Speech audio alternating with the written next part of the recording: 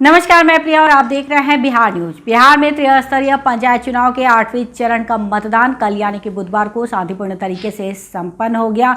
मतदाताओं ने काफ़ी जोश के साथ इस चुनाव में भाग लिया और महिलाओं का प्रतिशत इस बार के चुनाव में काफ़ी अच्छा रहा। आपको बता दें कि 8वें चरण में 36 जिलों के 55 प्रखंडों में चुनाव हुआ था और 8वें चरण का परिणाम 26 और 27 नवंबर को जारी हो जाएंगे। हमारी टीम रोजाना अलग अलग पंचायत क्षेत्रों से आपको रूबरू करवाती है। इसी कड़ी में आज हमारी टीम ग्राम पंचायत जमसौद प्रखंड दानापुर पहुंची और वहां के वर्तमान मुखिया राजेंद्र बेलदार से मुलाकात किया। तो आइए आज आपकी मुलाकात करवाते हैं ग्राम पंचायत जमसौद प्रखंड दानापुर से मुखिया राजेंद्र बेलदार से। राजेंद्र जी नमस्कार। नमस्कार मैडम। बहुत बहुत स्वागत है राजेंद्र जी आपका बिहार न्यूज में। जी राजेंद्र जी, सबसे पहले हमारे दर्शकों को बताएं कितने वर्षों का कार्यकाल है इस क्षेत्र में आपका? ठीक से सुन नहीं पा रहे हैं, ठीक से बोलिए तो। हाँ, फिर से रिपीट किया जाए।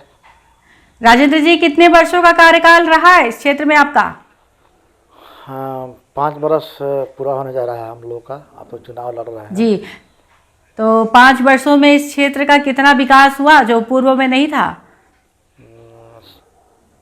मेरे पंचायत में बहुत सा ऐसा गली नली था जो बिल्कुल नहीं हुआ था, उसको हमने पूरा किया है।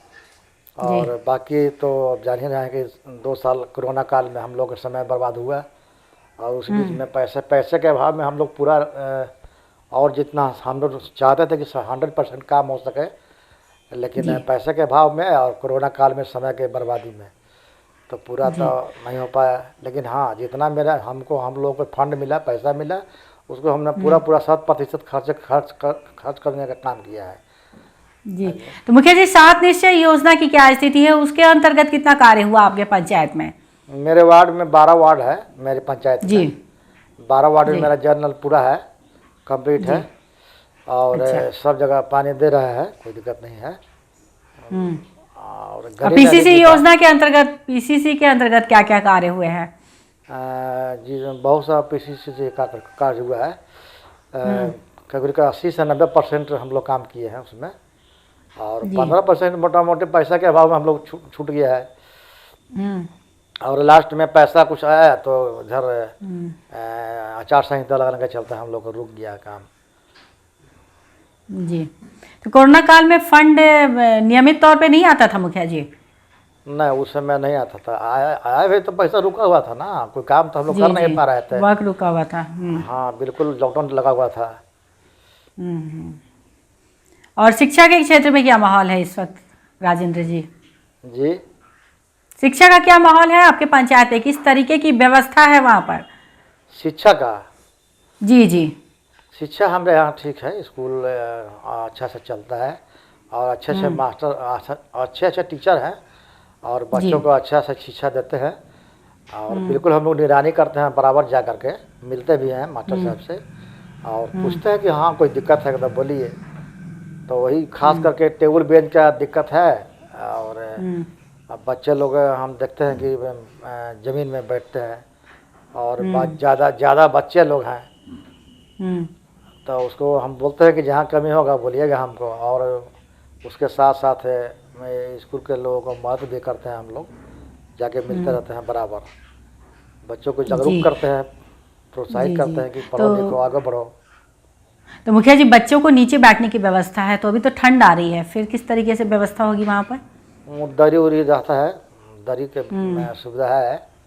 और इस बार तो हम लोग पहले तो हम लोग का स्कूल से संबंधित कोई तरह का सुविधा नहीं दिया जाता था, लेकिन इस बार की योजना में टाइड और अनटाइड में स्कूल का भी बहुत सा योजना आया है कि जहाँ जहाँ स्कूल में कमी होगा टेबल बेंच का और भी बच्चों के खेलने का चीज़ का, तो वो सब पंचायत स्तर से दिया जा सकता है। जी, और आपके यहाँ स्वास्थ्य केंद्र है कि नहीं रविंद्र जी? नहीं, एक प्राथमिक स्वास्थ्य केंद्र ऐसी था, लेकिन वो बिल्डिंग ढह चुका है, बना नहीं है। तो एएनएम है यहाँ पर, एएनएम अपना समय पर आ करके जो भी तरह का सुविधा है, टीका है, वो सब देती है अपना। जी, तो स्वास्थ्य केंद्र नहीं है तो एएनएम कहाँ पर बैठती हैं फिर आ करती हैं? तो बैठती है जिस दिन टीका का लगन होता है उसमें खास करके आंगनबाड़ी में बैठ करके काम करती है वो लोग। जी जी, इस वक्त आपके क्षेत्र में और क्या प्रमुख समस्या सामने आ रही है राजेंद्र जी? मुख्य समस्या हम लोगों का जल निकासी का है जी। जल निकासी के चलते हम लोगों का जितना भी किसान भाइयों का कृषि योग्य भूमि है वो बिल्कुल जलमग्न हो जाता है और उनका सारा धान का फसल, रबी का फसल मारा जा रहा है और बहुत परेशानी है। हम लोगों ने इस मैटर को हम लोग अपना पंचायत समिति के मीटिंग जो होता है उसमें हमने बराबर उठाया है। खास करके हमारे पंचायत में ढिबरा एक गांव है जहां पर करीब 200 एकड़ ज़मीन है, वो बरसात में बिल्कुल जलमग्न हो जाता है और पानी को उसका निकासी नहीं हो पाता है। हम लोग बराबर पूरा प्रयास किए, जहाँ तहाँ जितने भी लोग बिल्डिंग बना रहे हैं, घर बना रहे हैं, मुख्य निकासी को जाम कर दिए हैं। इस संबंध में सीओ को खास करके पंचायत समिति की मीटिंग में बराबर इस मुद्दा को उठाते हैं, लेकिन उस पर कोई कार्रवाई नहीं हो पाता है। अच्छा, बहुत समस्या इस पर अभी तक कोई कार्रवाई नहीं हुई है आपकी? नहीं हुआ मैडम। और प्रधानमंत्री आवास योजना के अंतर्गत कितने लोगों को लाभ मिला मुखिया जी आपके यहाँ? लगभग 550 लोगों को मिला है। 550? हाँ जी, हाँ जी। तो उसमें से और वृद्धा पेंशन, जी बोलिए। मुख्यमंत्री जिसमें से प्रधानमंत्री आवास में लगभग 400 कंप्लीट है। ऐसा आकर हम ठीक से याद हमको नहीं है, लेकिन ऐसा है मैंने। और कुछ सेकंड किस्त पैसा मिला है, तो लोग सेकंड तक काम कर रखे हुए हैं चुपचाप। और अब इलेक्शन के बाद हम लोग उसमें लगेंगे। और अब वृद्धा पेंशन की बात है तो वृद्ध पेंशन हम लोगों ने लगभग 300-350 पूरा कर लिया है और सब लोगों को पेमेंट भी जा रहा है। और अब तक आचार संहिता लगने के बाद हम लोग ऑनलाइन किए हैं, अपने घर पर करते हैं। लैपटॉप मेरे पास है और सब चीज़ है। हम जानकार लोगों को बुला करके हम लोग करवाते हैं, घर ही पर करवाते हैं और लोगों को पैसा जा रहा है, लोगों का एकदम आराम से जा रहा है, कोई दिक्कत नहीं है। आपका पंचायत ओडीएफ मुक्त हुआ या नहीं पूर्ण रूप से? ओडीएफ हो गया है।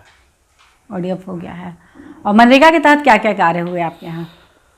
मनरेगा के तहत हम लोग शुरू में स्टार्टिंग में मिट्टी भराने का काम किया था, नया रास्ता पर, जहाँ पर रास्ता नहीं कंप्लीट था।